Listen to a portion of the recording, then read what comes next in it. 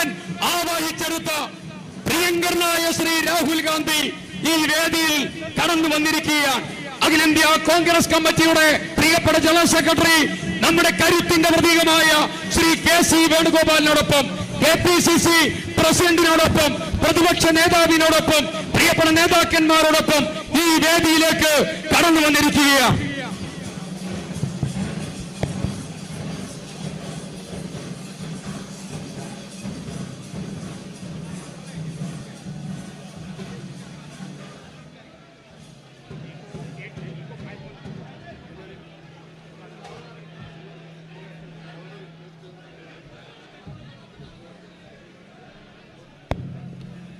നമ്മുടെ പരിപാടികൾ ആരംഭിക്കുകയാണ്.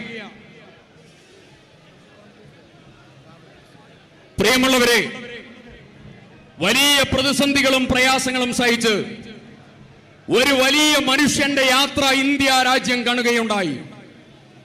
ഇന്ത്യ മുഴുവൻ വെയിലും മഞ്ഞും മഴയും കൊണ്ട് ചെയ്ത യാത്ര, 21 കേസുകൾ നേരിട്ടുകൊണ്ടിരിക്കുന്ന യാത്ര, പാർലമെന്റിൽ നിന്ന് ഡിസ്ക്വാളിഫൈ ചെയ്യപ്പെട്ടതായിരിക്കുന്ന യാത്ര, EDയുടെ 56 മണിക്കൂർ ചോദ്യം ചെയ്യലിന്റെ യാത്ര, എല്ലാം സഹിച്ചും ക്ഷമിച്ചും രാജ്യത്തെ ഭരണഘടന ഉയർത്തിപ്പിടിച്ച് 1 ഇഞ്ച് വിട്ടുവീഴ്ചയ്ക്കില്ല എന്ന് പ്രഖ്യാപിച്ച് 400 സീറ്റ് പ്രഖ്യാപിച്ച് 5 ലക്ഷത്തിന്റെ വാരണാസിയിലെ വോട്ടും പ്രഖ്യാപിച്ച് കടന്നു വന്ന നരേന്ദ്രമോദിയെ, സ്വന്തം മലവെള്ളം പോലെ കടന്നു വന്ന മലവെള്ളപ്പാച്ചിലിനെ സ്വന്തം ഹൃദയം കൊണ്ട് തടുത്തു നിർത്താൻ നേതൃത്വം കൊടുത്ത വയനാടിന്റെ പ്രിയങ്കരനായ രാജകുമാരൻ രാഹുൽ ഗാന്ധി ഈ വേദിയിലേക്ക് കടന്നു വന്നിരിക്കുന്നു.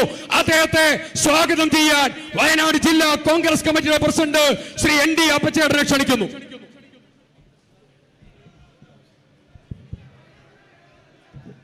Respected Honorable, our MP, ഏറെ സമാദരണീയനായ നമ്മുടെ ശ്രീ രാഹുൽജി,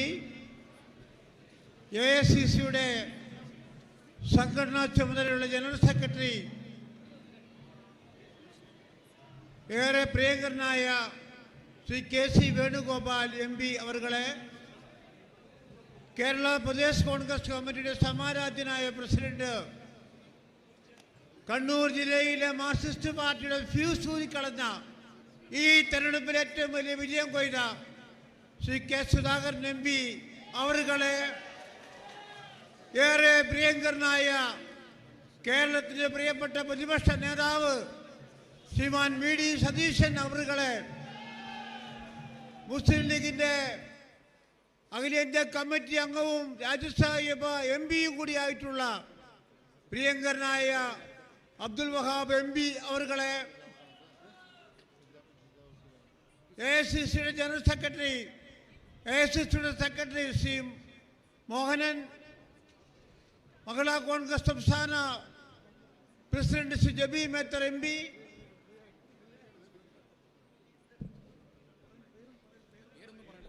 CAP അനിൽകുമാർ MLA അവരുകളെ, കൽപ്പറ്റ MLA ബഹുമാനായ ശ്രീ T. സിദ്ദീഖ്, ബത്തേരി MLA ബഹുമാനായ ശ്രീ IC ബാലകൃഷ്ണൻ തുടങ്ങിയ വേദിയിലെ സമാദരണീയരായ നേതാക്കന്മാരെ, പ്രിയപ്പെട്ട സഹപ്രവർത്തകരെ, നമ്മളെ പ്രിയപ്പെട്ട നമ്മളെയൊക്കെ ഹൃദയത്തിൽ പതിപ്പിച്ചു വച്ചിരിക്കുന്ന ശ്രീ രാഹുൽ ഗാന്ധിയുടെ 2ാമത്തെ വിജയത്തിന് ശേഷം ഞാൻ വയനാട്ടുകാരുടെ ഒപ്പമാണ്, ഞാൻ വയനാട്ടിലെ കുടുംബാംഗമാണെന്ന് എന്നും പറയപ്പെടുന്ന ശ്രീ രാഹുൽ ഗാന്ധി ഇതാ ഈ നാട്ടിലെ ജനങ്ങൾ അദ്ദേഹത്തിന് വേണ്ടി ആത്മാർത്ഥമായി തെരഞ്ഞെടുപ്പ് രംഗത്ത് പ്രവർത്തിച്ച് നല്ല ഭൂരിപക്ഷം കൊടുത്തുകൊണ്ട് അതിന് നമ്മോട് നന്ദി പ്രകാശിപ്പിക്കുന്നതിന് വേണ്ടി, നമ്മളെ കാണുന്നതിന് വേണ്ടി ഇവിടെ എത്തിച്ചേർന്നിട്ടുള്ള സമാദരണീയനായ നമ്മുടെയൊക്കെ പ്രിയങ്കരനായ MP ശ്രീ രാഹുൽ ഗാന്ധിയെ ഞാൻ ആദ്യമായി ഈ യോഗത്തിലേക്ക് സ്വാഗതം ചെയ്യുന്നു.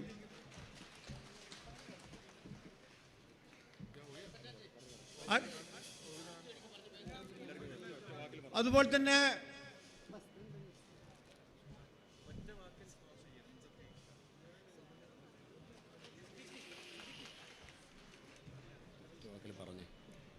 വേദിയിൽ സന്നിഹിതരായിട്ടുള്ള നിരവധിയായ ആളുകളുണ്ട്. ഞാൻ പറഞ്ഞു, ഇവിടെ ശ്രീ KC വേണുഗോപാൽ MP സംഘടനാ ചുമതലയുള്ള ജനറൽ സെക്രട്ടറിയാണ്, KPC പ്രസിഡന്റുണ്ട്, പ്രതിപക്ഷ നേതാവുണ്ട്, മുസ്ലിം ലീഗിൻ്റെ MP ശ്രീ വഹാബ് സാറുണ്ട്, മറ്റ് വേദിയിൽ നിരവധി നേതാക്കന്മാർ ഇരിക്കുന്നു. സമയപരിമിതി കൊണ്ട് ദീർഘമായി സംസാരിക്കുന്നില്ല. ഈ യോഗ പരിപാടി വിജയിപ്പിക്കുന്നതിന് വേണ്ടി ഇവിടെ എത്തിച്ചേർന്നിട്ടുള്ള 10,000-കണക്കായ പ്രവർത്തകരെ വയനാട് ജില്ലയ്ക്ക് വേണ്ടി, വയനാട് ജില്ലാ UDF കമ്മിറ്റിക്ക് വേണ്ടി ഞാൻ ഹാർദമായി സ്വാഗതം ചെയ്തുകൊണ്ട് ഈ യോഗത്തിൻ്റെ അധ്യക്ഷ സ്ഥാനത്തേക്ക് ജില്ലാ UDF ചെയർമാൻ ശ്രീ മുസ്ലിം ലീഗിൻ്റെ ജില്ലാ പ്രസിഡന്റ് കൂടിയായിട്ടുള്ള ശ്രീ KK അഹമ്മദ് ഖാജിയെ ക്ഷണിച്ചുകൊണ്ട് എൻ്റെ വാക്കുകൾ ഞാൻ ഉപസംഹരിക്കുന്നു.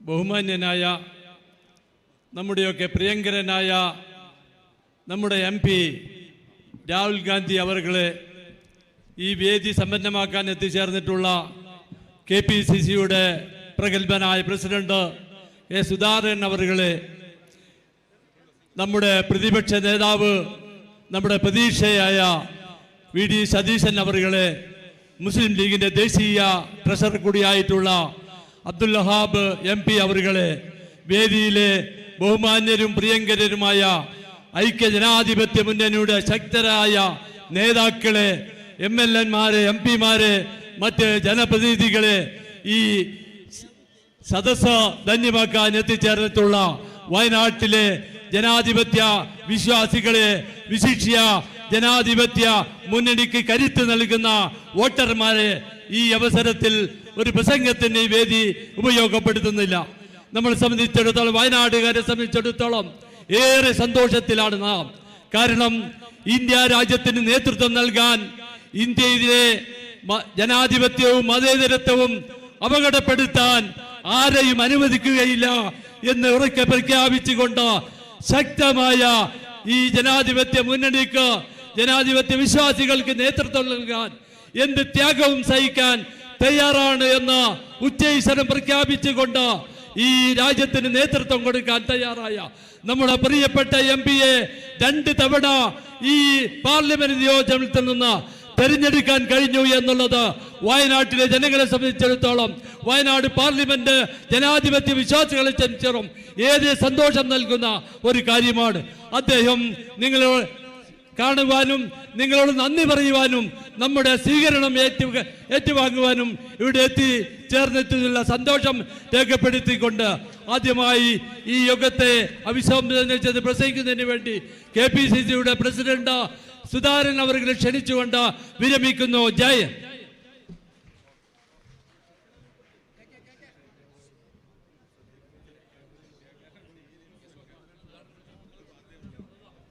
ബഹുമാന്യനായ KPCCയുടെ പ്രിയങ്കരനായ അധ്യക്ഷൻ ശ്രീ K. സുധാകരൻ MP.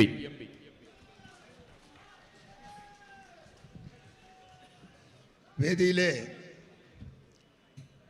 ഞങ്ങൾക്കെല്ലാം പ്രിയങ്കരനായ രാഹുൽജി,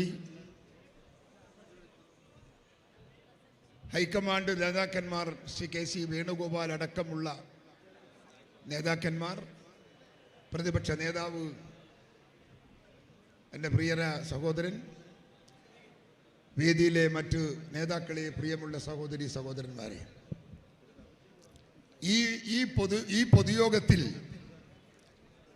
സന്തോഷവും പ്രയാസവും ഒരുമിച്ച് അനുഭവിക്കുന്ന ഒരു ഓഡിയൻസാണ് ഈ ഓഡിയൻസ് എന്ന് എനിക്കറിയാം. സന്തോഷം എന്ന് പറയുന്നത് ഇന്ത്യയുടെ രാഷ്ട്രീയ മണ്ഡലത്തിലേക്ക് ഞങ്ങളെല്ലാം സ്നേഹിക്കുന്ന, ബഹുമാനിക്കുന്ന, ആരാധിക്കുന്ന രാഹുൽ ഗാന്ധിയുടെ രാഷ്ട്രീയ വളർച്ച അത് ഉയരത്തിൽ നിന്ന് ഉയരത്തിലേക്ക് പോയിക്കൊണ്ടിരിക്കുന്നു. ഇന്ത്യ രാജ്യത്ത് ഇന്ത്യൻ നാഷണൽ കോൺഗ്രസ് ഒരു വടവൃക്ഷം പോലെ വളരാൻ പോകുന്നു. അതിന് ചുക്കാൻ പിടിക്കുന്ന പ്രിയങ്കരനായ രാഹുൽ ഗാന്ധിയെ കുറിച്ച് ഓർമ്മിക്കുമ്പോൾ ഞങ്ങൾക്കെല്ലാം അഭിമാനവും സന്തോഷവുമാണ്. പക്ഷേ വയനാട് വിട്ടുപോകുന്ന രാഹുൽജി എന്ന് പറയുമ്പോൾ മനസ്സിൻ്റെ അകത്ത് ദുഃഖം തളം കെട്ടുകയാണ്. നമ്മെ ഒഴിവാക്കി രാഹുൽ ഗാന്ധി പോകുന്നു എന്നൊരു ഫീലിംഗ് ആണ്. ഇന്ന് രാവിലെ ഞാൻ വരുന്ന വഴിക്ക് സംസാരിച്ചപ്പോൾ ഒരു വനിത എൻ്റെ മുമ്പിൽ കണ്ണിൽ നിന്ന് വെള്ളം വീഴുന്നത് കണ്ടപ്പോൾ എനിക്ക് തന്നെ പ്രയാസം തോന്നി. അതുകൊണ്ട് ഏതായാലും നമുക്ക് ഒരു ഉയർച്ചയും വളർച്ചയും നമ്മുടെ മുമ്പിൽ കാത്തിരിക്കുകയാണ്. രാഹുൽജി കോൺഗ്രസിൻ്റെ നേതൃത്വം ഏറ്റെടുത്തപ്പോൾ ഇന്ത്യ രാജ്യത്തിലെ കോടാനുകോടി ജനങ്ങൾ അദ്ദേഹത്തിന്റെ വ്യക്തിത്വത്തെ അംഗീകരിച്ചു എന്നതാണ് അതിന്റെ അർത്ഥം. ആ വ്യക്തിത്വം എന്താണ്? ആ വ്യക്തിത്വം എല്ലാ ജനങ്ങളോടുമുള്ള അദ്ദേഹത്തിന്റെ സ്നേഹവും, എല്ലാ മതത്തോടുമുള്ള അദ്ദേഹത്തിന്റെ കാഴ്ചപ്പാടും, എല്ലാ സമൂഹത്തോടുമുള്ള അവരുടെ വികസനപരമായ കാഴ്ചപ്പാടും ഒക്കെ ജനം ഉള്ളിൽ തട്ടി അത് നെഞ്ചിലേറ്റിയിരിക്കുന്നു എന്നതാണ് യാഥാർത്ഥ്യം. 10,000 കിലോമീറ്ററൊക്കെ നടന്നു പോകുമ്പോൾ പല ആളുകളും ചോദിച്ചു, എന്തിനാണ് ഈ നടത്തം? ഇപ്പോ നമുക്ക് മനസ്സിലായോ ആ നടത്തത്തിന്റെ ഫലം എന്താണെന്ന്? അദ്ദേഹം പോയത് ഒരു രാഷ്ട്രീയ നേതാവാകാനല്ല, കോൺഗ്രസിന് അംഗീകാരം വാങ്ങിക്കൊടുക്കാനല്ല. അദ്ദേഹം പോയത് ജനമനസ്സിന്റെ അകത്ത് സ്നേഹത്തിന്റെ തൂലികയിൽ മനുഷ്യ മനസ്സുകളെ ബന്ധിച്ച് സാമൂഹ്യ ജീവിതം ഭദ്രമാക്കാനുള്ള അദ്ദേഹത്തിന്റെ ആഹ്വാനം നൽകാനാണ് എന്ന് നിങ്ങൾ ഓർക്കണം. എവിടെയും അദ്ദേഹം കോൺഗ്രസിന് വോട്ട് ചെയ്യണമെന്ന് പറഞ്ഞില്ല, കോൺഗ്രസിനെ വിജയിപ്പിക്കണമെന്ന് പറഞ്ഞില്ല, എന്നെ വിജയിപ്പിക്കണമെന്ന് പറഞ്ഞില്ല, എനിക്ക് വോട്ട് ചെയ്യണമെന്ന് പറഞ്ഞില്ല. അദ്ദേഹം പറഞ്ഞത് സ്നേഹിക്കുന്ന ഇതൊക്കെ കമ്പോളം, ഈ കമ്പോളം വെറുപ്പിന്റെ കമ്പോളമാണ്. അവിടെ സ്നേഹത്തിന്റെ തൂലികയിൽ മനുഷ്യ മനസ്സുകളെ ബന്ധിക്കണമെന്ന രാഹുൽ ഗാന്ധി ഇന്ത്യയിലുടനീളം പറഞ്ഞത്. അങ്ങനെ ഒരു മനുഷ്യൻ, അങ്ങനെ ഒരു രാഷ്ട്രീയക്കാരൻ ഇന്ത്യയിൽ വേറെയുണ്ടോ?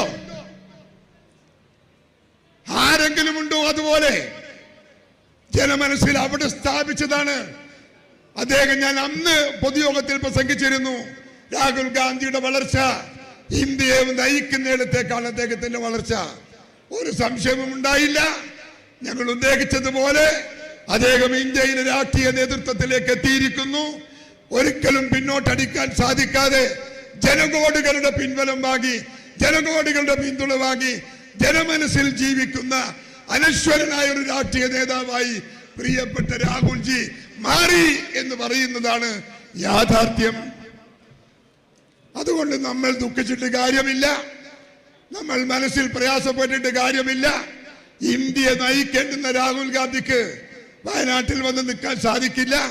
അതെല്ലാ ആളുകളും മനസ്സിലാക്കുക, അത് ഉൾക്കൊള്ളുക.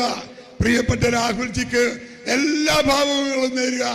ഇന്ത്യൻ പോളിറ്റിക്സിൽ ഒരു അനശ്വര നേതാവായി രാഹുൽ ഗാന്ധി ഉയരാൻ പോകുമ്പോ അതിന്റെയൊക്കെ പിറകിൽ ഞാനും നിങ്ങളും പിന്തുണയുമായി പോകണമെന്ന് മാത്രം ആഹ്വാനം ചെയ്തുകൊണ്ട് എന്റെ വാക്കുകൾ ഉപസംഹരിക്കുന്നു.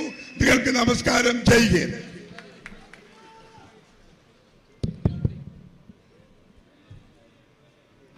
അടുത്തതായി സംസാരിക്കുന്നതിന് വേണ്ടി കേരളത്തിന്റെ അസംബ്ലിയിൽ പിണറായി വിജയനെതിരെ അസംബ്ലിക്കകത്തും പുറത്തും ഇടതുപക്ഷ ഭരണകൂടത്തിന്റെ ദുർഭരണത്തിനെതിരെ പോരാട്ടങ്ങൾക്ക് നേതൃത്വം കൊടുക്കുന്ന കേരളത്തിന്റെ പ്രിയങ്കരനായ പ്രതിപക്ഷ നേതാവ് ശ്രീ വി.ഡി. സതീശൻ.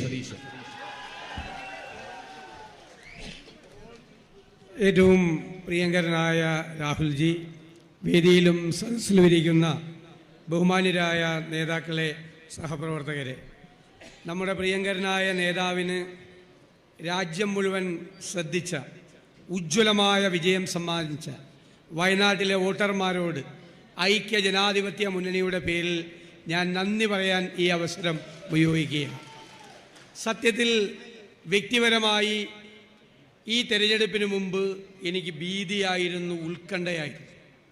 നമ്മുടെ രാജ്യം എങ്ങോട്ട് പോകും, എവിടെ എത്തും, നമ്മുടെ ഭരണഘടനയ്ക്ക് എന്ത് സംഭവിക്കുമെന്നുള്ള ഭയമായിരുന്നു യഥാർത്ഥത്തിൽ നമ്മളെ എല്ലാം ഭരിച്ചിരുന്നത്.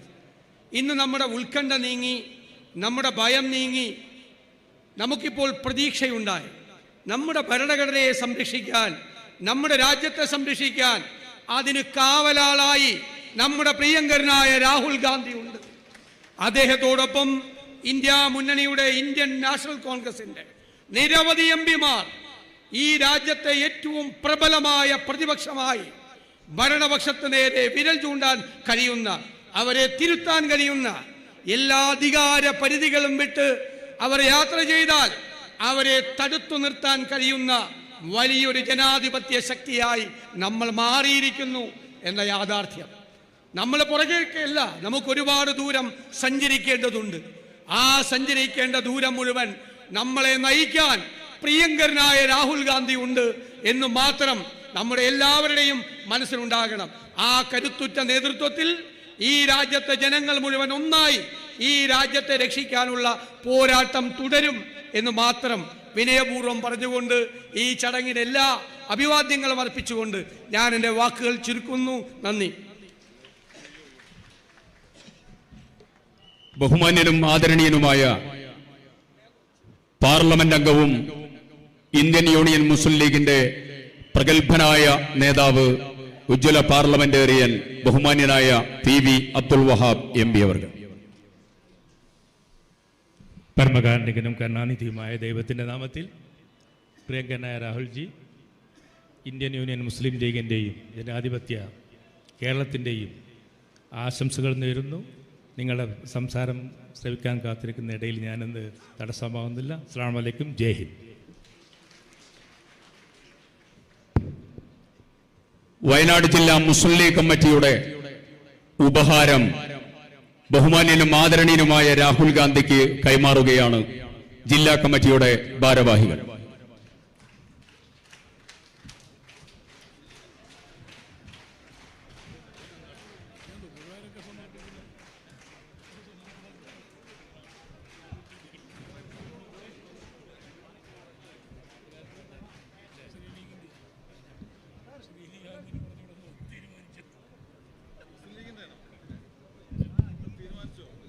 അടുത്തതായി സംസാരിക്കുന്നതിന് വേണ്ടി ഈ രാജ്യത്ത് നരേന്ദ്രമോദിക്കെതിരായിട്ടുള്ള പോരാട്ടത്തിൽ, ഫാസിസത്തിനെതിരായ പോരാട്ടത്തിൽ രാഹുൽ ഗാന്ധിക്ക് ഏറ്റവും കൂടുതൽ ആത്മബലവും കരുത്തും നൽകുന്ന, നമ്മുടെ എല്ലാ പ്രവർത്തനങ്ങളും സൂക്ഷ്മമായി ഇടപെടുകയും നിരീക്ഷിക്കുകയും വിലയിരുത്തൽ നടത്തുകയും ഇടപെടുകയും ചെയ്യുന്ന നമ്മുടെ എല്ലാവരുടെയും കരുത്തായിട്ടുള്ള ജനാധിപത്യ കേരളം ദേശീയ രാഷ്ട്രീയത്തിന് സംഭാവന ചെയ്ത, രാജ്യത്തെ ഊണും മുറക്കുമില്ലാതെ മുക്കുമൂലകളും മുഴുവൻ താണ്ടി ഈ രാജ്യത്തെ ജനാധിപത്യ ചേരിക്ക് ആത്മവിശ്വാസം പകരുന്ന പ്രഗത്ഭനായ നേതാവ്, പ്രിയങ്കരനായ നേതാവ് ശ്രീ KC വേണുഗോപാൽ MP അവർകളെ ആദരപൂർവ്വം ക്ഷണിക്കുകയാണ്. നമ്മുടെ എല്ലാം പ്രിയ നേതാവ് രാഹുൽജി, പ്രിയപ്പെട്ട PCC അധ്യക്ഷൻ സുധാകരൻ, പ്രതിപക്ഷ നേതാവ് VD സതീശൻ, പ്രിയപ്പെട്ട വഹാബ് MP, ഈ വേദിയിലെ ബഹുമാന്യരായിട്ടുള്ള ഐക്യ ജനാധിപത്യ മുന്നണി നേതാക്കളെ, വയനാട്ടിലെ എത്രയും പ്രിയപ്പെട്ട ജനാധിപത്യ വിശ്വാസികളായ സഹോദരി സഹോദരന്മാരെ, 5 കൊല്ലം മുമ്പ് ഇതുപോലെ ജൂൺ മാസത്തിൽ വയനാട്ടിലെ ജനങ്ങളുടെ വൻപിച്ച പിന്തുണയോടുകൂടി ഇന്ത്യൻ പാർലമെൻറ്റിലേക്ക് ശ്രീ രാഹുൽ ഗാന്ധി തിരഞ്ഞെടുക്കപ്പെട്ട രംഗം നമുക്കറിയാം. അന്ന് നിങ്ങൾ നൽകിയ വൻപിച്ച ഭൂരിപക്ഷത്തിൻ്റെ ആവേശവും ആ പിന്തുണയും തുടർന്നുള്ള 5 കൊല്ലക്കാലത്തെ ത്യാഗനിർഭരമായിട്ടുള്ള വെല്ലുവിളികൾ നിറഞ്ഞ ഒരു ജൈത്രയാത്രയിലൂടെ നമ്മുടെ നേതാവ് രാഹുൽ ഗാന്ധി മുന്നോട്ട് കൊണ്ടുപോവുകയായിരുന്നു. ഭാരത് ജോഡോ യാത്ര കന്യാകുമാരിയിൽ നിന്ന് ആരംഭിച്ച് പുറപ്പെടുമ്പോൾ എല്ലാവരും പറഞ്ഞു അത് കേരളത്തിൽ വെച്ച് അവസാനിക്കും, ഇത് കേരളം കടന്നു പോകാൻ കഴിയില്ല. അത് കേരളവും കർണാടകയും തെലങ്കാനയും ആന്ധ്രയും മഹാരാഷ്ട്രയും ഒക്കെ കടന്ന് കാശ്മീരിൻ്റെ തെരുവീതികളിൽ പോലും അഭൂതപൂർവമായ പരിപാടിയായി മാറി. പിന്നീട് മണിപ്പൂരിൽ നിന്നും രാഹുൽജി ആരംഭിച്ചു ഒരു യാത്ര, അത് ബോംബെയിൽ അവസാനിപ്പിച്ചു. ഇതിനിടയിൽ നിങ്ങൾക്കറിയാം, അദ്ദേഹത്തിന്റെ ലോക്സഭാ അംഗത്വം ക്യാൻസൽ ചെയ്തു. അദ്ദേഹത്തെ എൻഫോഴ്സ്മെന്റ് ഡയറക്ടറേറ്റിനെ കൊണ്ട് 2 ദിവസക്കാലം 3 ദിവസക്കാലം പൂർണ്ണമായും ചോദ്യം ചെയ്യിപ്പിച്ചു. 20ഓളം കേസുകളിൽ ഇന്ത്യയിലെ പല കോടതികളിലായി 20ഓളം കേസുകളിൽ കുടുക്കി. ഓരോ മാസവും ഓരോ കോടതിയുടെ മുൻപാകെ ഇറങ്ങിപ്പോകേണ്ട അവസ്ഥ രാഹുൽ ഗാന്ധിക്ക് ഉണ്ടാക്കി കൊടുത്തു. നരേന്ദ്രമോദി വിചാരിച്ചത് മോഡി ഒന്ന് വിറപ്പിച്ചാൽ വിറച്ചു പോകുന്ന നേതാവാണ് ശ്രീ രാഹുൽ ഗാന്ധി എന്നുള്ളതായിരുന്നു. പക്ഷേ നരേന്ദ്രമോദിക്ക് ആളിനെ മനസ്സിലായത് ഇപ്പോൾ മാത്രമാണ്. അദ്ദേഹം പറഞ്ഞു 400 സീറ്റുമായി ഞങ്ങൾ വരും. രാഹുൽ ഗാന്ധി ഇലക്ഷൻ കഴിഞ്ഞാൽ ഉടനെ വിദേശവാസത്തിന് പോകേണ്ടി വരും. മോഡിയും അമിത്ഷായും പറഞ്ഞതാണ്. എന്തെല്ലാമായിരുന്നു ഈ രാജ്യത്തിലെ പുകലുകൾ. പക്ഷേ 5 കൊല്ലം മുമ്പ് നിങ്ങൾ ജയിപ്പിച്ചപ്പോൾ നേരത്തെ പ്രതിപക്ഷ നേതാവ് പറഞ്ഞതുപോലെ ഒരുപാട് ആശങ്കകൾ ഉണ്ടായിരുന്നു. ആശങ്കയുടെ കാർമേഘത്തിൽ നിന്നായിരുന്നു നമ്മൾ തുടങ്ങിയത്. ഈ തിരഞ്ഞെടുപ്പ് സമയത്ത് പോലും പറഞ്ഞത് ഭരണഘടന ഞങ്ങൾ മാറ്റും, ഭരണഘടന ഭേദഗതി ചെയ്യുമെന്നുള്ളതായിരുന്നു. പക്ഷേ ഭരണഘടന ഭേദഗതി ചെയ്യുമെന്ന് പറഞ്ഞവരെ കൊണ്ട് ഭരണഘടന തലയിൽ തൊട്ട് സത്യം ചെയ്യിക്കേണ്ട അവസ്ഥയിലേക്ക് രാഹുൽ ഗാന്ധി എത്തിച്ചു എന്നുള്ളതാണ് ഈ നാട്ടിലെ ഏറ്റവും വലിയ വിശേഷം. വയനാട് നൽകിയ കരുത്ത് ചെറുതല്ല. എനിക്കറിയാം, അദ്ദേഹത്തോടൊപ്പം സഞ്ചരിക്കുന്നതുകൊണ്ട്, അദ്ദേഹത്തെ മനസ്സിലാക്കാൻ ശ്രമിച്ചതുകൊണ്ട്, അദ്ദേഹത്തിന്റെ ഹൃദയത്തിനകത്ത് വയനാട് എന്ന് പറയുന്ന പ്രദേശത്തിന്, ഇവിടുത്തെ ജനങ്ങൾക്ക്, ഇവിടുത്തെ സങ്കടങ്ങൾക്ക്, ഇവിടുത്തെ സന്തോഷങ്ങൾക്ക് വലിയ വലിയ സ്ഥാനമാണുള്ളത് എന്നുള്ളത് സംശയം വേണ്ട. അദ്ദേഹത്തെ കളിയാക്കി എല്ലാവരും. ഉത്തരേന്ത്യയിൽ നിന്ന് ജയിക്കാൻ കഴിയാതെ അദ്ദേഹം കേരളത്തിൽ വന്ന് ജയിക്കുകയാണ്. അമേഠിയിൽ പരാജയപ്പെട്ടു, വയനാട്ടിൽ ജയിക്കുന്നത് കേരളത്തിലായതുകൊണ്ടാണ്. മറ്റു പല കാര്യങ്ങളും പറഞ്ഞു, അത് ഞാൻ വിശദീകരിക്കുന്നില്ല.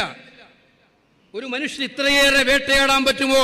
ആ വേട്ടയാടലിന്റെ പരമകോടിയിൽ നിന്നിട്ടാണ് ഇന്ത്യ രാജ്യത്ത് ജനാധിപത്യത്തിന് പ്രതീക്ഷ നൽകി രാഹുൽ ഗാന്ധി മുന്നോട്ട് പോയത്. പക്ഷെ ഇപ്പോ നേരത്തെ പറഞ്ഞതുപോലെ വാരാണസിയും അയോധ്യയും സീതാപൂറും റായ്ബറേലിയും അമേഠിയും എല്ലാം അതിദയനീയമായി BJP പരാജയപ്പെട്ടപ്പോൾ ഏറ്റവും മധുരമായ പ്രതികാരം നരേന്ദ്രമോദിയോടും അമിത്ഷായോടും കാണിച്ചിട്ടാണ് ഇന്ന് രാഹുൽ ഗാന്ധി ഈ വയനാട്ടിലെത്തിയിരിക്കുന്നതെന്ന് അഭിമാനപൂർവ്വം പറയാൻ കഴിയും. എന്തായിരുന്നു അയോധ്യ? ജനങ്ങളെ വിഭജിക്കാനുള്ള ആയുധമാക്കി വിശ്വാസത്തെ മാറ്റുന്ന അയോധ്യ, അവിടെ BJP ദയനീയമായി തോറ്റു. രാഹുൽ ഗാന്ധിയോ പ്രിയങ്ക ഗാന്ധിയോ അങ്ങാൻ വാരണാസിയിൽ നിന്നിരുന്നെങ്കിൽ മോഡിയുടെ സ്ഥിതി കട്ട പുകയായിരുന്നേനെ എന്നുള്ളതല്ല സ്ഥിതി. അത് അദ്ദേഹത്തിന്റെ ഭാഗ്യം. ഞങ്ങൾ അദ്ദേഹത്തെ പോലെ അഹങ്കാരമൊന്നും പറയാൻ ഉദ്ദേശിക്കുന്നില്ല. എന്തായാലും ഒരു കാര്യം മാത്രമേ ഞാൻ പറയാൻ ഉദ്ദേശിക്കുന്നുള്ളൂ. ഈ കഴിഞ്ഞ പോരാട്ടങ്ങളിൽ ഞാൻ പറഞ്ഞു, പ്രയാസത്തിന്റെ ദിവസങ്ങളിൽ ED ചോദ്യം ചെയ്യുമ്പോൾ നെഞ്ചുരുകുന്ന വേദനയുമായി വയനാട് രാഹുൽ ഗാന്ധിയുടെ കൂടെ നിന്നു.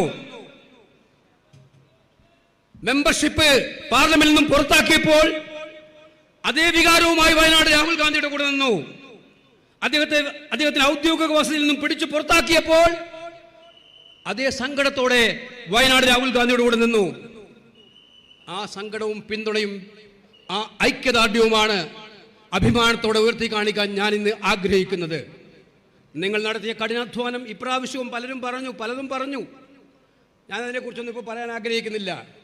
BJPക്കാരും നരേന്ദ്രമോദിയും ഒക്കെ രാഹുൽ ഗാന്ധിയെ വിമർശിക്കുന്നത്, അവരുടെ ഭാഷയിൽ വിമർശിക്കുന്നതൊക്കെ നമ്മൾ കണ്ടതാണ്. അതിലൊന്നും എനിക്ക് ആശങ്കയും വേദനയൊന്നുമില്ല. അത് അവർ പഠിച്ച പണിയാണ്. മറ്റു ചിലരും അത് പറഞ്ഞു എന്നുള്ളത് സങ്കടത്തോടു കൂടിയാണ് നമ്മൾ കണ്ടത്. പക്ഷേ ആ പറഞ്ഞവര് ഇനിയെങ്കിലും അത്തരം കാര്യങ്ങൾ പിൻവലിക്കാൻ തയ്യാറാകണമെന്ന് മാത്രമേ എനിക്ക് പറയാനായിട്ടുള്ളൂ. അത് രാഹുൽ ഗാന്ധിയെ മുഖ്യശത്രുവായി കാണുന്ന രാഷ്ട്രീയം, അത് BJPക്ക് മാത്രം അവകാശപ്പെട്ടതാക്കി മാറ്റുന്നതാണ് ഈ നാടിന്റെ നന്മയ്ക്ക് നല്ലത് എന്നുള്ളത് അവർ ബോധ്യപ്പെടണം എന്നുള്ളത് മാത്രമാണ് എനിക്ക് വിനീയമായിട്ടുള്ള അഭ്യർത്ഥന.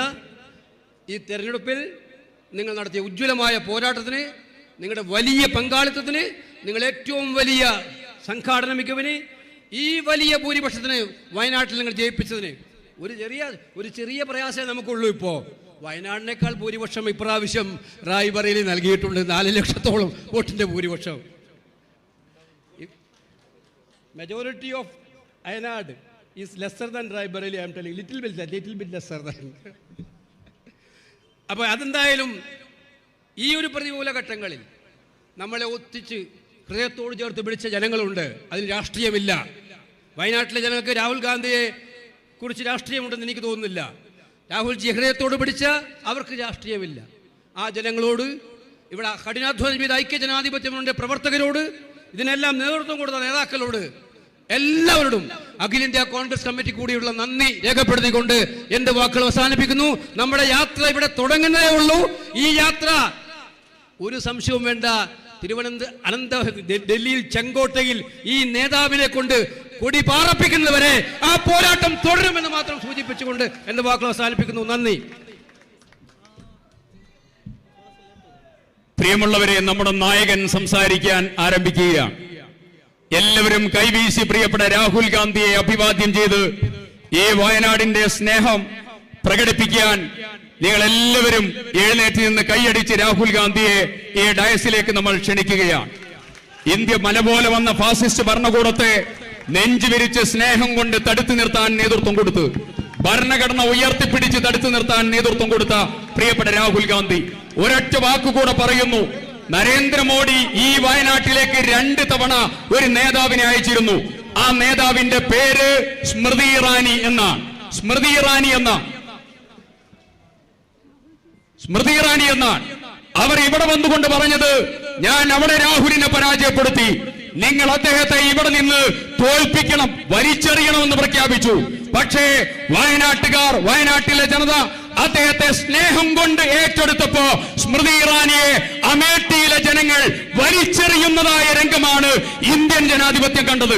വയനാടിന്റെ എല്ലാ പ്രശ്നങ്ങളിലും കൂടെ നിന്ന് രാപ്പകലില്ലാതെ വയനാടിന് വേണ്ടി എല്ലാ പ്രവർത്തനങ്ങൾക്കും നേതൃത്വം കൊടുത്ത നമ്മുടെ നായകൻ ശ്രീ രാഹുൽ ഗാന്ധി നമ്മളോട് അഭിസംബോധന ചെയ്യുകയാണ്.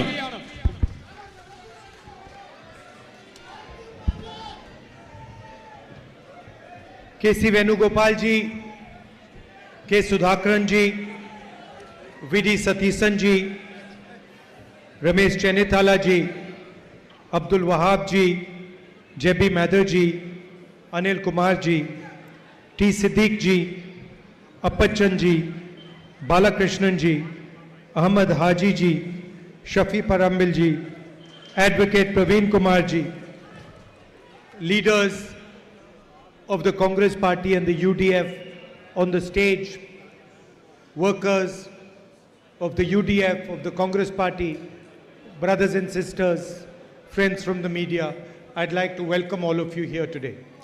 ഈ വേദിയിലിരിക്കുന്ന ഇന്ത്യൻ നാഷണൽ കോൺഗ്രസിന്റെ മുതിർന്ന നേതാക്കളെ, ഐക്യജനാധിപത്യ മുന്നണിയുടെ നേതാക്കളെ, എൻ്റെ പ്രിയപ്പെട്ട സഹോദരി സഹോദരന്മാരെ, പാർട്ടി പ്രവർത്തകരെ, മാധ്യമ സുഹൃത്തുക്കളെ, നിങ്ങളെ എല്ലാവരെയും ഞാൻ ഈ യോഗത്തിലേക്ക് സ്നേഹപൂർവ്വം സ്വാഗതം ചെയ്യുന്നു.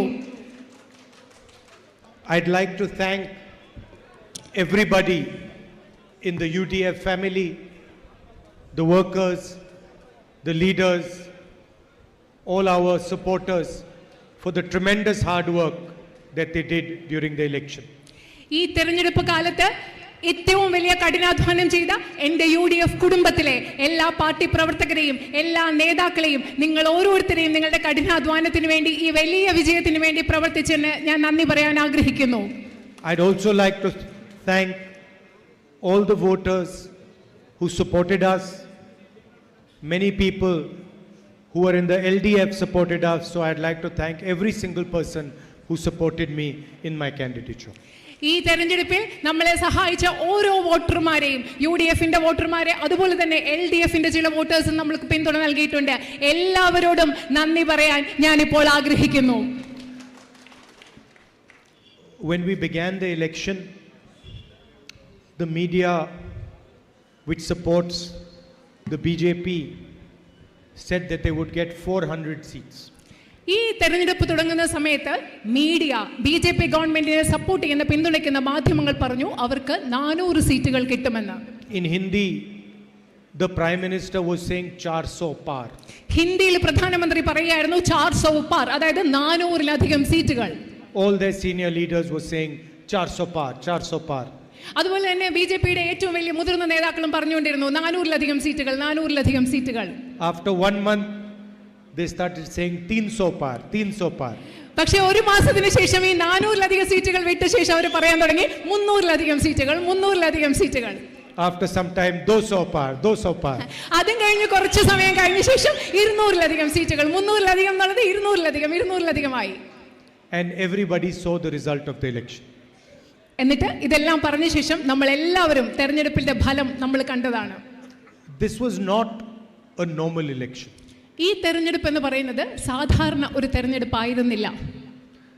The India Alliance had the entire media against them. India സഖ്യത്തിന് ഈ മുഴുവൻ മാധ്യമങ്ങൾ India സഖ്യത്തിനെതിരായിരുന്നു. The CBI, the ED, the Enforcement Directorate, the entire administration was against us. ഇതുപോലെ CBI, രാജ്യത്തെ എൻഫോഴ്സ്മെന്റ് ഡയറക്ടറേറ്റ്, ഇൻകം ടാക്സ് തുടങ്ങി എല്ലാ സംവിധാനങ്ങളും, എല്ലാ ഭരണ സംവിധാനങ്ങളും ഇന്ത്യ മുന്നണിക്കെതിരായിരുന്നു ഈ തെരഞ്ഞെടുപ്പിൽ. The Election Commission designed the election to suit the Prime Minister's needs. പ്രധാനമന്ത്രിയുടെ ആവശ്യങ്ങൾക്ക് തൃപ്തികരമായ രീതിയിലാണ് ഈ ഇലക്ഷൻ കമ്മീഷൻ ഇലക്ഷൻ രൂപകൽപ്പന ചെയ്തത് തന്നെ പ്രധാനമന്ത്രിയുടെ താല്പര്യങ്ങൾക്കനുസരിച്ചാണ്. Months of campaigning and the final election in Varanasi. മാസങ്ങൾ നടന്ന പ്രചരണത്തിന് ശേഷമാണ് അവസാനം വാരണസിയിൽ തെരഞ്ഞെടുപ്പ് നടന്നത്. അങ്ങനെയാണ് ഇലക്ഷൻ കമ്മീഷൻ അത് ചിട്ടപ്പെടുത്തിയത്. The plan was a big drama. ഈ പദ്ധതി എന്ന് പറയുന്നത് ഒരു വലിയ നാടകം ഈ തെരഞ്ഞെടുപ്പ് കാലത്ത് നടത്തുക എന്ന വലിയ പദ്ധതിയാണ് ഇതിന് പിന്നിലുണ്ടായിരുന്നത്. Where in the end the Prime Minister's election would take place in Varanasi. അവസാനം പ്രധാനമന്ത്രിയുടെ തെരഞ്ഞെടുപ്പ് വാരണസിയിൽ നടക്കും. അങ്ങനെയാണ് ഇത് ചിട്ടപ്പെടുത്തിയത്. The Prime Minister on the last 2-3 days of the election broke the campaigning rule himself by going and meditating in Kanyakumari. അവസാനത്തെ തെരഞ്ഞെടുപ്പിന്റെ അവസാനത്തെ ദിവസത്തെ തെരഞ്ഞെടുപ്പ് പ്രചരണ സമയത്ത് അദ്ദേഹം കന്യാകുമാരിയിൽ പോയി ധ്യാനം ചെയ്യുകയായിരുന്നു. Everybody else was told not to campaign and the Prime Minister was allowed full media in his meditation. എല്ലാവരോടും അവസാന തെരഞ്ഞെടുപ്പ് ദിവസങ്ങളിൽ എല്ലാവരോടും പറഞ്ഞു പ്രചരണം നടത്താൻ പാടില്ല. പക്ഷേ പ്രധാനമന്ത്രിക്ക് മാത്രം ഈ രാജ്യത്തെ മുഴുവൻ മാധ്യമങ്ങളും അദ്ദേഹത്തിന്റെ അടുത്ത് അവരുടെ സാന്നിധ്യം ഉണ്ടായിരുന്നു. And after all this effort, the Prime Minister barely escaped losing in Varanasi.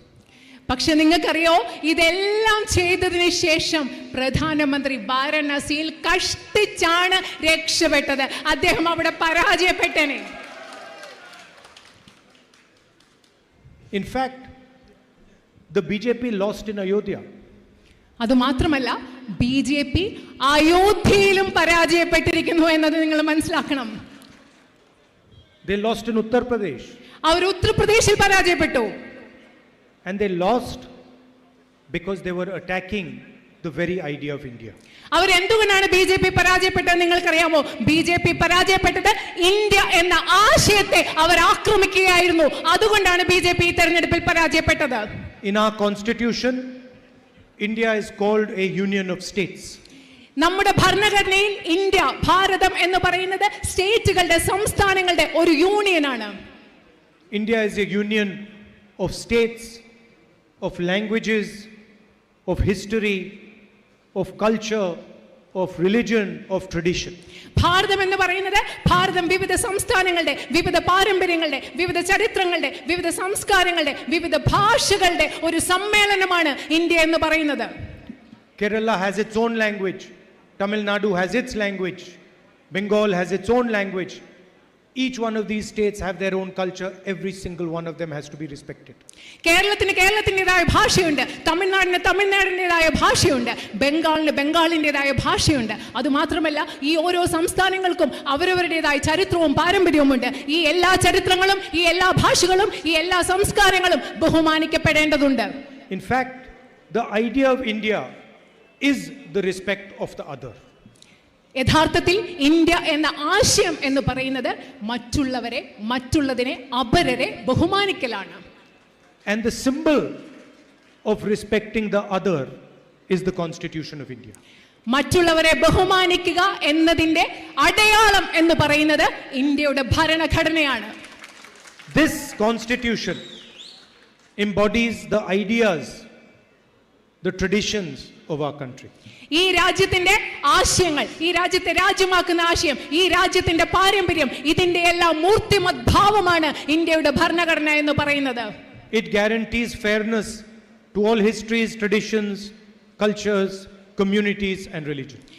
ഈ ഭരണഘടന എന്ന് പറയുന്നത് ഈ രാജ്യത്തെ എല്ലാ സമുദായങ്ങൾക്കും, ഈ രാജ്യത്തെ എല്ലാ പാരമ്പര്യങ്ങൾക്കും, ഈ രാജ്യത്തെ എല്ലാ ചരിത്രങ്ങൾക്കും തുല്യതയും തുല്യാവകാശങ്ങളും ന്യായവും ഉറപ്പു നൽകുന്നതാണ് ഇന്ത്യയുടെ ഭരണഘടന.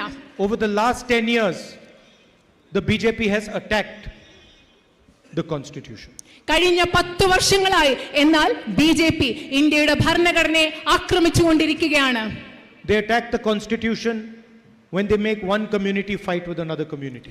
ഒരു സമുദായത്തെ മറ്റൊരു സമുദായത്തിനെതിരെ പോരാടാൻ പ്രേരിപ്പിക്കുമ്പോൾ, അവർ അങ്ങനെ ചെയ്യുമ്പോൾ ഈ രാജ്യത്തെ ഭരണഘടനയെ അവർ ആക്രമിക്കുകയാണ്. They attack the Constitution when they try to impose one idea one language, one culture in this country. ഈ രാജ്യത്തെ ഒരാശയവും ഒരു ഭാഷയും ഒരു സംസ്കാരവും അടിച്ചേൽപ്പിക്കാൻ BJP ശ്രമിക്കുമ്പോൾ അവർ ഇവിടുത്തെ ഭരണഘടനയെ ആക്രമിച്ചുകൊണ്ടിരിക്കുകയാണ്. Before this election, BJP leaders clearly stated that they will destroy this constitution, change this constitution, throw this constitution in the rubbish bin. ഈ തെരഞ്ഞെടുപ്പിന് മുമ്പ് BJPയുടെ നേതാക്കൾ പറയുകയായിരുന്നു, അവർ അധികാരത്തിൽ വന്നാൽ അവർ ഈ ഭരണഘടനയെ നശിപ്പിക്കും, ഈ ഭരണഘടനയെ വലിച്ചെറിയും, ഈ ഭരണഘടനയെ ചവറ്റുകുട്ടയിലേക്ക് കളയും എന്ന് BJPയുടെ നേതാക്കൾ പറയുകയായിരുന്നു. The whole idea of 400 par was to change the constitution of India. 400-ലധികം സീറ്റുകൾ ഞങ്ങൾക്ക് വേണമെന്ന് BJP പറഞ്ഞതിന് പിന്നിലുള്ള ഒരേ ഒരു ലക്ഷ്യം, ഒരേ ഒരു ആശയം എന്ന് പറയുന്നത് ഈ ഭരണഘടനയെ മാറ്റിമറിക്കുക, മാറ്റി എഴുതുക എന്നതായിരുന്നു. 20th century is a visual century. ഇന്നത്തെ നൂറ്റാണ്ട് എന്ന് പറയുന്നത് ചിത്രങ്ങളുടെ, കാഴ്ചകളുടെ ഒരു നൂറ്റാണ്ടാണ്. Century of images, of television, of pictures. നമ്മൾ ഈ നൂറ്റാണ്ട് എന്ന് പറയുന്നത് നമ്മൾ കാഴ്ചകൾ കാണുന്നു, ചിത്രങ്ങൾ കാണുന്നു, TV കാണുന്നു, ആ ഒരു നൂറ്റാണ്ടിലാണ് നമ്മൾ ഇന്ന് ജീവിക്കുന്നത്. So it is quite appropriate that after saying that they will change the constitution, the Prime Minister was seen doing this to the Constitution of India. കാഴ്ചകളുടെ ഈ ലോകത്ത് നമുക്ക് വളരെയധികം സന്തോഷമുണ്ട്. കാരണം ഭരണഘടനയെ മാറ്റിമറിക്കുമെന്ന് പറഞ്ഞ ശേഷം, തെരഞ്ഞെടുപ്പ് വിജയം വന്ന ശേഷം പ്രധാനമന്ത്രി ഭരണഘടനയെ ഇങ്ങനെ വന്നിക്കുന്ന കാണുന്ന ആ ഒരു ചിത്രത്തിന് വലിയ പ്രത്യേകതയുണ്ട്. So India gave a very clear message to the Prime Minister of India. You cannot touch the constitution of this country. അതുകൊണ്ട് ഇന്ത്യയിലെ ജനങ്ങൾ, ഇന്ത്യ പ്രധാനമന്ത്രിക്ക് വളരെ കൃത്യമായ ഒരു സന്ദേശം നൽകി.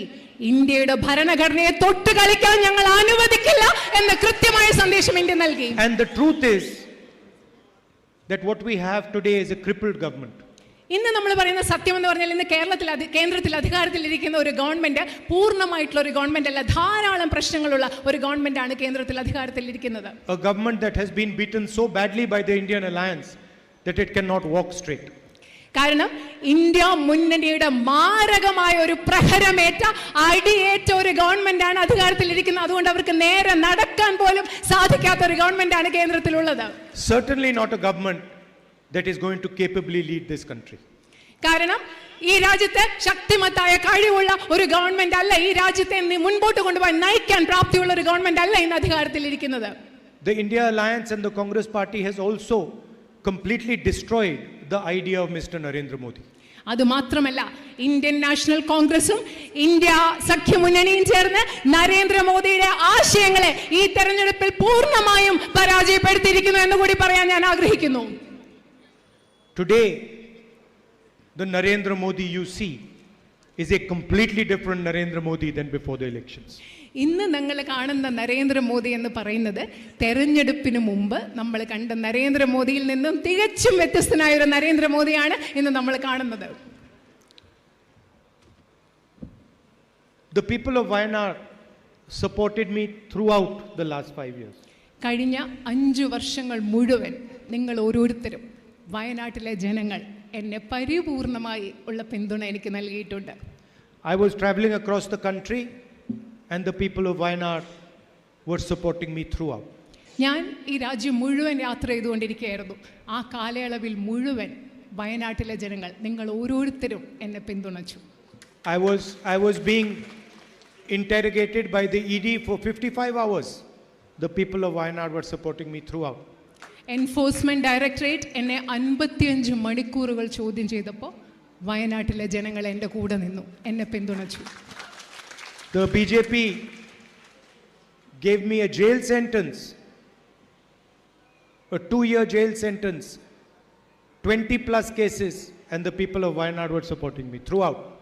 എനിക്ക് BJP ഒരു 2 വർഷത്തെ ജയിൽ ശിക്ഷ നൽകിയപ്പോൾ, 20-ലധികം കേസുകൾ എൻ്റെ പേരിൽ രാജ്യത്തൊട്ടാകെ ചാർത്തിയപ്പോൾ വയനാട്ടിലെ ജനങ്ങൾ, നിങ്ങൾ ഓരോരുത്തരും എന്നെ പിന്തുണച്ചു, എൻ്റെ കൂടെ നിന്നു.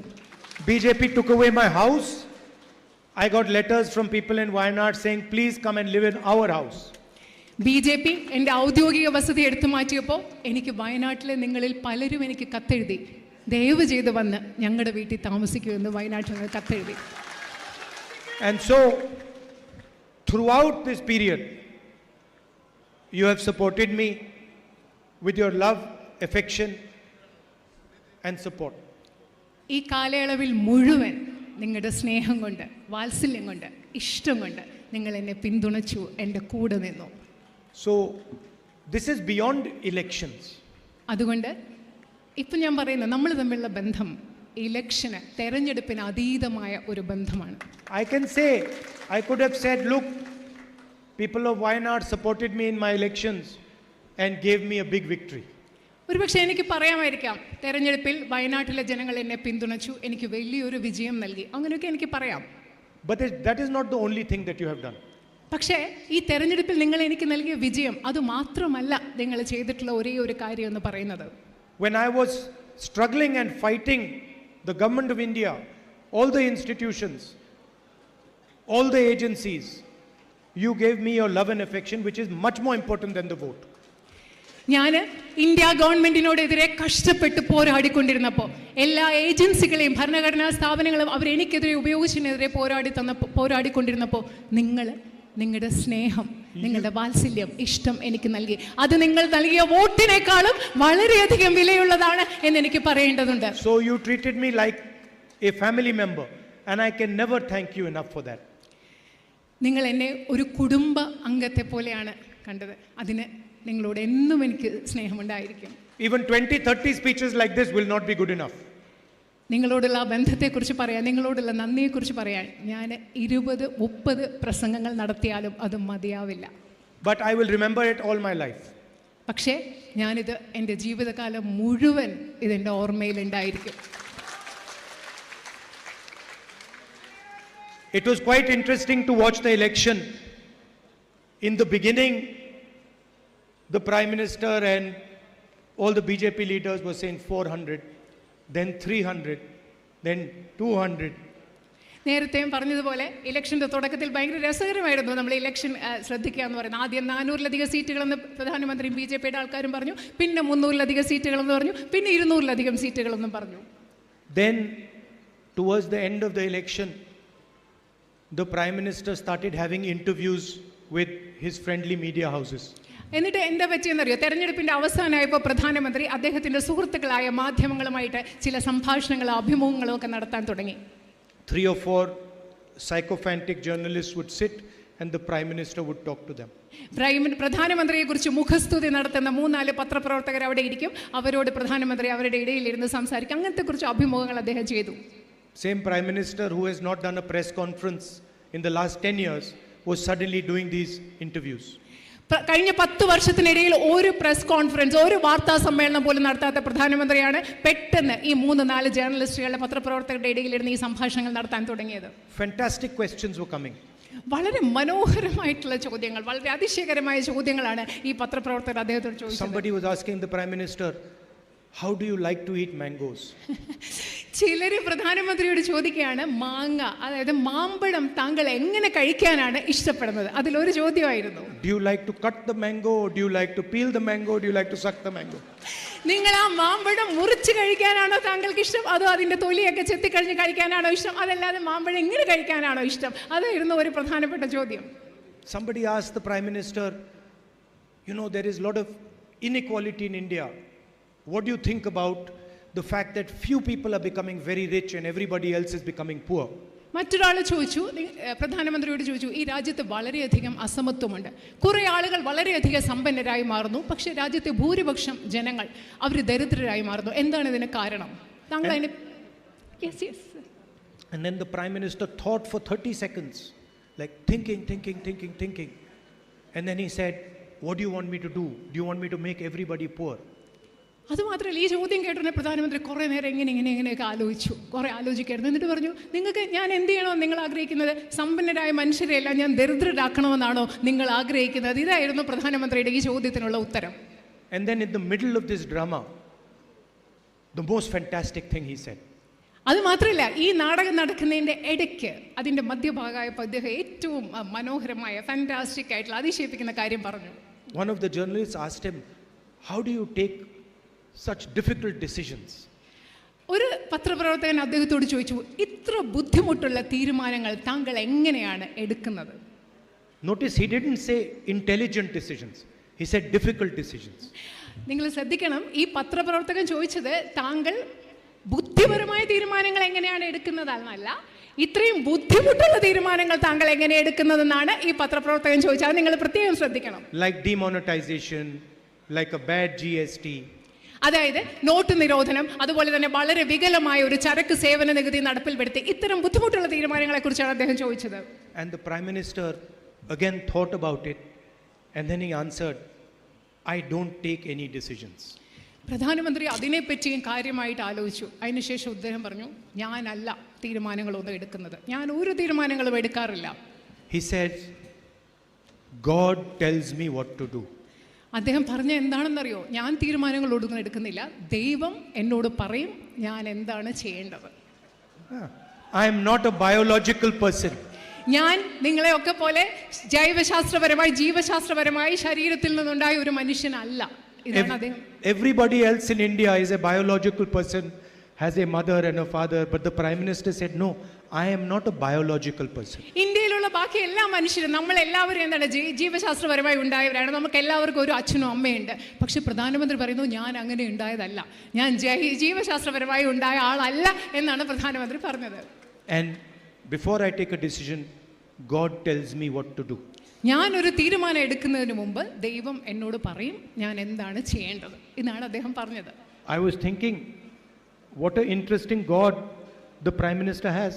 ഞാൻ ആലോചിക്കുകയായിരുന്നു, എന്ത് രസകരമായ കൗതുകകരമായ ഒരു ദൈവമാണ് പ്രധാനമന്ത്രിക്ക് ഉള്ളതെന്ന് ഞാൻ ആലോചിക്കുകയായിരുന്നു. Every decision he tells him to take benefits Adani or Ambani. ഈ പ്രധാനമന്ത്രിയുടെ ദൈവം പ്രധാനമന്ത്രിയോട് എടുക്കാൻ പറയുന്ന എല്ലാ തീരുമാനം കൊണ്ട് ഗുണം ഉണ്ടാവുന്നത് ആർക്കാ? അദാനിക്കും അംബാനിക്കും. അങ്ങനെയുള്ള ഒരു ദൈവത്തെ വെച്ച് ഞാൻ എന്ത് രസകരമാണെന്ന് This ആലോചിക്കുക. Narendra Modi's God does not want to help farmers, does not want to help poor people, does not want to have workers, does not want to help unemployed youngsters, just wants to help Adani and Ambani. അത് എന്ത് കൗതുകകരമാണ്. ഈ നരേന്ദ്രമോദിയുടെ ദൈവത്തിന് ഈ രാജ്യത്തെ കർഷകരെ സഹായിക്കണമെന്ന് ആഗ്രഹമില്ലേ? ഈ രാജ്യത്തെ തൊഴിലില്ലാത്ത മനുഷ്യരെ സഹായിക്കണമെന്ന് ആഗ്രഹമില്ലേ? ഈ രാജ്യത്തെ ദരിദ്രരായ മനുഷ്യരെ സഹായിക്കണമെന്ന് ആഗ്രഹമില്ലേ? ഈ രാജ്യത്തെ തൊഴിലാളികളെ സഹായിക്കണമെന്ന് ആഗ്രഹമില്ലേ? ഈ ദൈവത്തിന് അദാനി അംബാനിയെ മാത്രം സഹായിക്കണമെന്നാണ് ആഗ്രഹമുള്ളത്. അത് വളരെ കൗതുകകരമാണ്. Imagine the arrogance of the Prime Minister. ഇത് പറയുമ്പോൾ നിങ്ങൾ ആലോചിക്കുക, പ്രധാനമന്ത്രിയുടെ ധാർഷ്ട്യം എത്രമാത്രമാണെന്ന് നിങ്ങളൊന്ന് സങ്കല്പിച്ച് നോക്കുക. There are 1.4 billion people in India and the Prime Minister thinks he is different than all of them. ഈ രാജ്യത്ത് ഒരു 1.4 ബില്യൺ ജനങ്ങളുള്ളപ്പോൾ പ്രധാനമന്ത്രി ചിന്തിക്കുന്നു, ഞാൻ ഈ മനുഷ്യരിൽ നിന്ന് എല്ലാം ഞാൻ വ്യത്യസ്തനാണെന്ന് ചിന്തിക്കുന്നത് എത്രമാത്രം അഹങ്കാരമാണ്, ധാർഷ്ട്യമാണെന്ന് നിങ്ങൾ ചിന്തിക്കുക. I have a very different view. എനിക്ക് വളരെ വ്യത്യസ്തമായ ഒരു കാഴ്ചപ്പാടുണ്ട്. For me, God is in all of you. പക്ഷേ എനിക്ക് പ്രധാനമന്ത്രിയുടെ ദൈവം ഇത് പറയുമ്പോൾ എന്നെ സംബന്ധിച്ചിടത്തോളം എൻ്റെ ദൈവം എന്ന് പറയുന്നത് ഇവിടെ ഇരിക്കുന്ന നിങ്ങൾ ഓരോരുത്തരുമാണ്. In every single person, in the voice of every single person. എൻ്റെ ദൈവം എന്ന് പറയുന്നത്, ഞാൻ കാണുന്ന ദൈവം എന്ന് പറയുന്നത് ഈ രാജ്യത്തെ ഓരോ മനുഷ്യരിലുമാണ്. ഈ രാജ്യത്തെ ഓരോ മനുഷ്യന്റെ ശബ്ദത്തിലുമാണ് എൻ്റെ ദൈവം ഇരിക്കുന്നത്. And this is the protector of the voice of all our people. ഈ രാജ്യത്തെ ജനങ്ങളുടെ ശബ്ദത്തെ സംരക്ഷിക്കുന്നത് എന്ന് പറയുന്നത് ഈ എടുത്തു കാണിച്ച Indian ഭരണഘടനയാണ്. So, of course, our work has only begun right now. തീർച്ചയായും ഈ തെരഞ്ഞെടുപ്പിന് ശേഷം ഞങ്ങളുടെ ജോലി, നമ്മുടെ ജോലി തുടങ്ങിയിട്ടേ ഉള്ളൂ എന്ന് നിങ്ങളോട് പറയാൻ ഞാൻ ആഗ്രഹിക്കുന്നു. And we have proposed a vision for the country in our manifesto. ഞങ്ങളുടെ പ്രകടന പത്രികയിൽ, ഇന്ത്യൻ നാഷണൽ കോൺഗ്രസിന്റെ പ്രകടന പത്രികയിൽ ഈ രാജ്യത്തിന് വേണ്ടിയുള്ള ഒരു ദർശനം, കാഴ്ചപ്പാട് ഞങ്ങൾ അവതരിപ്പിച്ചിട്ടുണ്ട്. A pro-poor vision, a pro-farmer vision, a vision that will provide employment to millions and millions of youngsters. ഈ രാജ്യത്തെ കർഷകരോട് ചേർന്ന് നിൽക്കുന്ന, ഈ രാജ്യത്തെ ദരിദ്രരോട് ചേർന്ന് നിൽക്കുന്ന, ഈ രാജ്യത്തെ ദശലക്ഷക്കണക്കിന് തൊഴിലില്ലാത്തവർക്ക് തൊഴിൽ നൽകുന്ന ഒരു ദർശനം, കാഴ്ചപ്പാടാണ് അത് ഈ രാജ്യത്തിന് വേണ്ടി ഞങ്ങൾ അവതരിപ്പിച്ചിട്ടുള്ളത്. And we have a very strong and vibrant opposition. അത് മാത്രമല്ല, ഇപ്പോൾ നമുക്ക് വളരെ ശക്തമായ, സജീവമായ, സക്രിയമായ ഒരു പ്രതിപക്ഷം ഉണ്ട് എന്ന് കൂടി നിങ്ങളോട് പറയാൻ ഞാൻ ആഗ്രഹിക്കുന്നു. And we are going to make sure that the voice of the opposition pressurizes the government to act on our vision. അത് മാത്രമല്ല, ഞാൻ നേരത്തെ പറഞ്ഞ ആ കാഴ്ചപ്പാട് അനുസരിച്ച് ഈ ഗവൺമെന്റ് പ്രവർത്തിക്കുന്നതിന് വേണ്ടി ഗവൺമെന്റിൽ സമ്മർദ്ദം ചെലുത്താൻ ശക്തമായ ഒരു പ്രതിപക്ഷമാണ് ഉണ്ടായിരിക്കും. ഞങ്ങൾ അത് ചെയ്യും എന്ന് ഞാൻ നിങ്ങൾക്ക് ഉറപ്പ് നൽകുന്നു. There are also very fundamental issues in Wayanad. അതുപോലെ തന്നെ വയനാട്ടിൽ വളരെ അടിസ്ഥാനപരമായ ചില പ്രശ്നങ്ങളുണ്ട്. We all know what they are. അത് എന്തൊക്കെയാണെന്ന് നമുക്ക് എല്ലാവർക്കും കൃത്യമായി അറിയാം. Night traffic, man-animal conflict, രാത്രി യാത്രാ നിരോധനം, അതുപോലെ വന്യജീവി മനുഷ്യ സംഘർഷം, അതുപോലെ മെഡിക്കൽ കോളേജ്, ഈ പ്രശ്നങ്ങളെ പറ്റി നമുക്ക് എല്ലാവർക്കും അറിയാം. And these are commitments that myself and the Congress party have made to you. ഇത് നിങ്ങൾക്ക് വേണ്ടി ഞാനും കോൺഗ്രസ് പാർട്ടിയും ചെയ്യുമെന്ന് ഉറപ്പ് നൽകുന്ന അടിസ്ഥാന കാര്യങ്ങളാണെന്ന് പറയാൻ ഞാൻ ആഗ്രഹിക്കുന്നു. And we will make sure that we honor our commitments to you. ഞാൻ ഉറപ്പ് നൽകുകയാണ്, നിങ്ങൾക്ക് നൽകിയിട്ടുള്ള വാഗ്ദാനങ്ങൾ, നിങ്ങൾക്ക് പ്രതിബദ്ധതയോടുകൂടി നൽകിയ വാഗ്ദാനങ്ങൾ പൂർത്തിയാക്കും എന്ന് ഞാൻ നിങ്ങൾക്ക് ഉറപ്പ് നൽകുന്നു. I'd like to once again thank every single person in Wayanad for the love and affection that you have given me. വയനാട്ടിലെ നിങ്ങൾ ഓരോരുത്തരെയും ഒരിക്കൽ കൂടി നിങ്ങൾ എനിക്ക് നൽകിയ സ്നേഹത്തിന്, ഇഷ്ടത്തിന്, വാത്സല്യത്തിന് നിങ്ങളോട് നന്ദി പറയാൻ ഞാൻ ആഗ്രഹിക്കുന്നു. And many people are speculating Wayanad or Raebareli. ഇവിടെ ഇരിക്കുന്ന എനിക്കറിയാം പലരും ഇങ്ങനെ ഊഹാപോഹങ്ങൾ നടത്തുകയാണ്. വയനാടാണോ റായ്ബറേലിയാണോ നിങ്ങൾ ആലോചിക്കുകയാണെന്ന് അറിയാം. Everybody knows the answer to this question except myself. ഈ ചോദ്യത്തിനുള്ള ഉത്തരം എല്ലാവർക്കും അറിയാം, പക്ഷെ എനിക്ക് മാത്രം അറിയില്ല. You know, in politics everybody knows everything except the person who's doing it. നിങ്ങൾക്കറിയാം രാഷ്ട്രീയത്തിലെ എല്ലാവർക്കും എല്ലാം അറിയാം, പക്ഷെ ആരാണ് ആ തീരുമാനം എടുക്കേണ്ടത് ആ വ്യക്തിക്ക് മാത്രം അറിയില്ല, പക്ഷെ ബാക്കി എല്ലാവർക്കും ആ ചോദ്യത്തിന്റെ ഉത്തരം അറിയാം. So don't worry, both Raebareli and Wayanad will be very happy with my decision. അതുകൊണ്ട് ഈ ചോദ്യത്തെ കുറിച്ചോർത്ത് വയനാട്ടിലുള്ള നിങ്ങൾ ആരും വിഷമിക്കേണ്ട. വയനാടും റായ്ബറേലിയും ഞാൻ എന്ത് തീരുമാനമെടുത്താലും നിങ്ങളെ രണ്ടുപേർക്കും സന്തോഷമുള്ള തീരുമാനമേ ഞാൻ എടുക്കുകയുള്ളൂ എന്ന് ഉറപ്പ് നൽകുന്നു. Thank you. നന്ദി. ബഹുമാന്യനായ ബഷീർ അലി തങ്ങൾ, ആദരണീയനായ ബഷീർ അലി തങ്ങൾ അവർകൾ, AP Anilkumar MLA, IC Balakrishnan MLA, Vadakara പിടിച്ചെടുത്ത പ്രിയപ്പെട്ട ശ്രീ ഷാഫി പറമ്പിൽ MP, ജബി മേത്തർ MP, പ്രിയങ്കരനായ യൂത്ത് കോൺഗ്രസ് പ്രസിഡന്റ് രാഹുൽ മാങ്കൂട്ടം, ബഹുമാന്യനായ AICC സെക്രട്ടറി PV മോഹൻജി, ബഹുമാന്യനും ആദരണീയ പ്രിയപ്പെട്ട KL പൗലോസ്, പ്രിയപ്പെട്ട K പ്രവീൺകുമാർ DCC പ്രസിഡന്റ്, പ്രിയപ്പെട്ട നമ്മുടെ മുൻ മന്ത്രി കൂടിയായ ജയലക്ഷ്മി, പ്രിയപ്പെട്ട തിരുവമ്പാടിയെ പ്രതിനിധീകരിച്ചുകൊണ്ട് ഇവിടെ കടന്നു വന്ന ബാബു പൈക്കാട്, KT മൻസൂർ, UDFന്റെ പ്രിയപ്പെട്ട ജില്ലാ നേതാക്കൾ, നിയോജക മണ്ഡലത്തിലെ പ്രിയപ്പെട്ട നേതാക്കൾ, പഞ്ചായത്ത് ബൂത്ത് UDF നേതാക്കൾ, കൽപ്പറ്റയിലെയും ബത്തേരിയിലെയും മാനന്തവാടിയിലെയും പ്രിയപ്പെട്ടതായിരിക്കുന്ന നേതാക്കന്മാർ തുടങ്ങിയ എല്ലാ ആളുകളുടെയും സാന്നിധ്യം എവിടെയുണ്ട്. അംസക്ക, PP ആലിക്ക, ശ്രീ ഐസക് ഉൾപ്പെടെ എല്ലാവരുടെയും സാന്നിധ്യം പ്രത്യേകം എടുത്തു പറയുന്നു. ഈ പരിപാടിക്ക് നന്ദി പ്രകാശിപ്പിക്കാൻ ബഹുമാന്യനും ആദരണീയനുമായ രാഹുൽ ഗാന്ധിയുടെ തെരഞ്ഞെടുപ്പ് കമ്മിറ്റിയുടെ വർക്കിംഗ് ചെയർമാനായിട്ടുള്ള ശ്രീ CP ചെറിയ മുഹമ്മദ് അവരുടെ ആദരപൂർവ്വം ക്ഷണിക്കുന്നു. ബഹുമാന്യനായ UDFന്റെ ജില്ലാ കൺവീനർ പ്രിയപ്പെട്ട KK വിശ്വനാഥൻ മാഷ് ഉൾപ്പെടെ എല്ലാവരും ഇവിടെയുണ്ട്.